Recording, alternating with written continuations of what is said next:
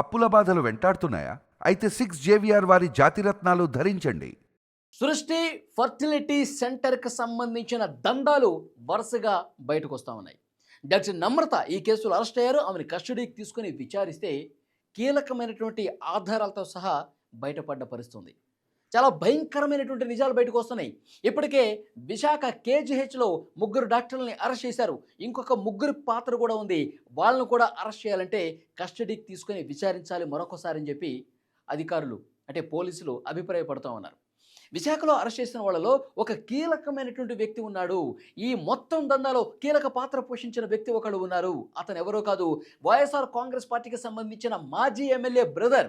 Visakha south MLA ఎవరైతే ఉన్నారో గతంలో వాసుపల్లి గణేష్, అతని బ్రదర్ వాసుపల్లి రవి.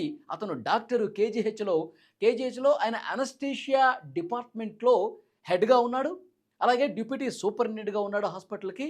ఆ వాసుపల్లి రవి హస్తం చాలా స్పష్టంగా ఆధారాలతో సహా బయటపడింది కాబట్టి అతను అరెస్ట్ చేశారు. ఈ దందా ఎంత క్లియర్గా చేశారంటే డాక్టర్ నమ్రత, ఈ వాసుపల్లి రవి, ఇంకొక డాక్టర్ ఉషాదేవి వీళ్ళందరూ 1988లో అక్కడ ఆంధ్ర మెడికల్ కాలేజీలో ఎంబీబీఎస్ చేసినటువంటి వ్యక్తులు వీళ్ళు. ఒక బ్యాచ్.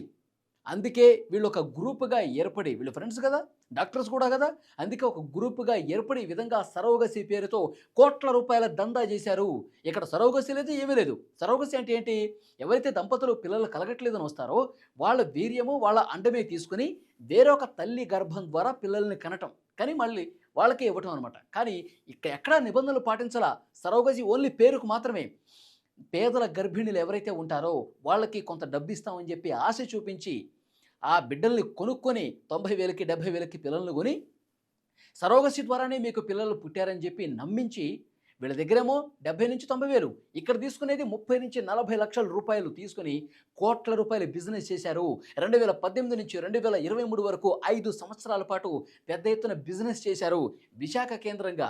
తర్వాత విజయవాడలో, బెంగళూరులో, సికింద్రాబాద్లో సృష్టి ఫర్టిలిటీ సెంటర్ ఎంతోమంది దంపతుల్ని మోసం చేసి కోట్ల రూపాయలు బిజినెస్ చేసుకున్నారని చెప్పి ఇప్పుడు వాస్తవాలు బయటకు వస్తున్నాయి. ఎందుకంటే ఇప్పుడు అరెస్ట్ అయిన వాళ్ళు ఫోన్ రికార్డింగ్స్, హాస్పిటల్లో ఉన్న రికార్డులు ఇవన్నీ పరిశీలిస్తే చాలా స్పష్టంగా పోలీసు అధికారులకి ఆధారాలు లభ్యమైనటువంటి పరిస్థితి ఉంది.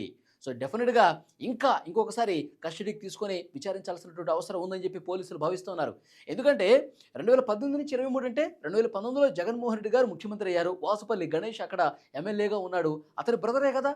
అంటే ఏ ఒక్క వైద్య ఆరోగ్య శాఖకు సంబంధించినటువంటి అధికారి తనిఖీలు చేయటం కానీ, అక్కడ నిబంధనలు పాటిస్తున్నారా లేదో చూడటం కానీ, ఎందుకంటే అధికారం ఉంది కదా, అధికారులు వాళ్ళ చెప్పు చేతుల్లో ఉంటారు కాబట్టి ఇష్టారీతిన ఈ విధంగా దందా చేశారని చెప్పి చాలా క్లియర్గా అర్థమవుతోంది.